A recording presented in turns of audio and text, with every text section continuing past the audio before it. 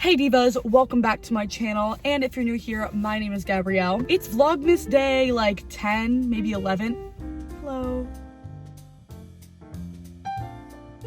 But welcome to my vlog. As you saw by the title, today we're going to be grocery shopping, and I'm in my 20s. And let me tell you a little secret about me. I hated grocery shopping, I hated cooking, I hated food, I hated all of these things until I started to romanticize it. Wow, I'm feeling really self-conscious filming in my car right now. But now going to the grocery store is genuinely one of my favorite parts of my week. So I'm going to show you guys how I grocery shop, what I'm currently working on in my grocery shopping journey, because it is a journey in my opinion, and how I make it fun for myself. Let's get into the grocery store. My step one of how to love grocery shopping: get your pods out or your headphones, whatever it is. Like, you don't want to listen to music that you don't love. Listen to some Lorde, listen to some Lana, listen to some Muffs, like something good that really speaks to you, helps you like romanticize that grocery shopping trip. Wait, I was about to get out of the car, and then I remembered something else that's super important. Always have a drink. It's just gonna be a water bottle for me today, but grabbing a little coffee before you go to the store, making a matcha before you go to the store, snagging a freaking Diet Coke and Olipop, whatever, before you go shopping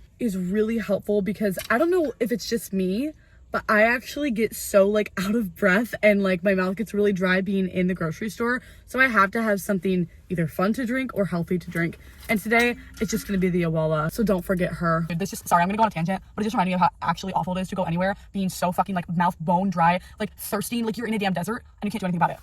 Okay, let's go. Step 3 is making a grocery list. I know this is like so obvious, but so many times before I started to implement this rule, I would find myself at the grocery store without a list, and I would be so stressed out and overwhelmed because I didn't even know what to buy. And then worst of all, I would end up spending way over budget. So much food would go to waste because I didn't even know what I needed. So step 4 is to have a couple of meals in mind before going to the store and knowing what you like to snack on, which makes it much easier to make a list and know what you're going to be buying that day. Step 5, I think, might be a little controversial, but I am so over a self-checkout. So go to a real register, and guess what? They even bag up your groceries for you. Plus, you might even make a friend in line. What an interesting trip to the store I just had. What I need to tell you guys about is my checkout experience. The cashier and the bag boy, very nice. I pulled out my tip money to pay, and the cashier goes, "Oh, you're a nighttime ballerina."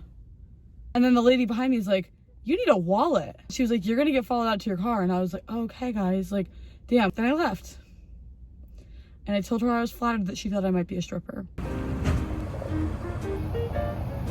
Let me tell you guys, when your boyfriend is out of town, it is really hard to get your groceries into your house.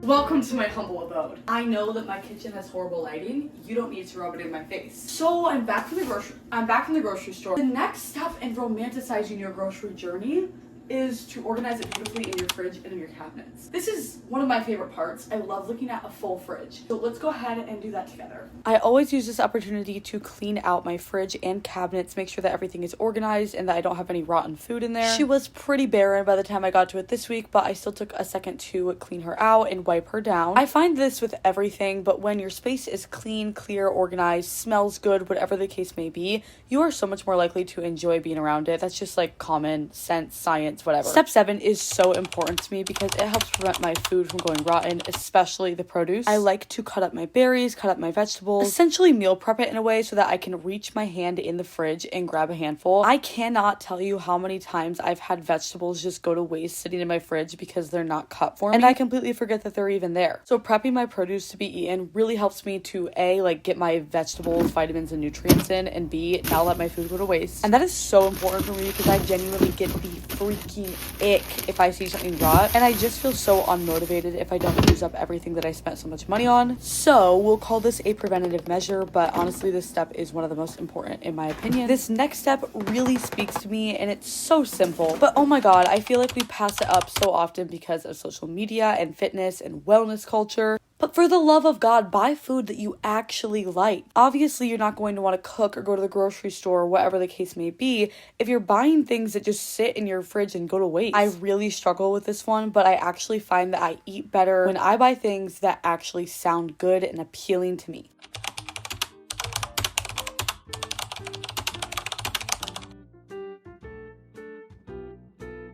Okay, Diva, if you're still around, I have a special exclusive surprise for you. And if you hear snoring next to me, that's my cat, but I'm not waking her up because I'm not an evil bitch. I'm going to show you a little recipe that literally anybody can cook. I'm gonna call it girl dinner, but if girl dinner was actually good for you and included carbs, proteins, fat, vegetables, vitamin, nutrients, you know, something sustainable to eat. First, you're gonna fry up a couple of eggs. I did 3. I just cracked 3 eggs into a bowl, put it into a pan, and then flipped it when the edges turned like golden-ish. And I grabbed some cottage cheese and kind of just eyeballed how much I was feeling for the evening. While all this was happening, I had 2 pieces of toast in the toaster. These eggs maybe took 3 minutes to make. Part of the reason I'm calling it girl dinner is because I feel like this is a very random combination and it's gonna look really pretty on a plate. Also, there's almost no cooking involved. Then I took a little avocado and squashed it onto 2 pieces of toast to make, you know, an avocado toast. I guess we could really call this dinner like elite avocado toast. I don't know, avocado toast sampler perhaps. Then to make my plate just a little bit more colorful, I grabbed one of those tomatoes that I bought today and sliced it into a few pieces. What really makes this dish is all of the salt and pepper I'm about to put on it. It's gonna make this whole thing taste like a freaking French fry. All of these foods pair so well with salt. Yum!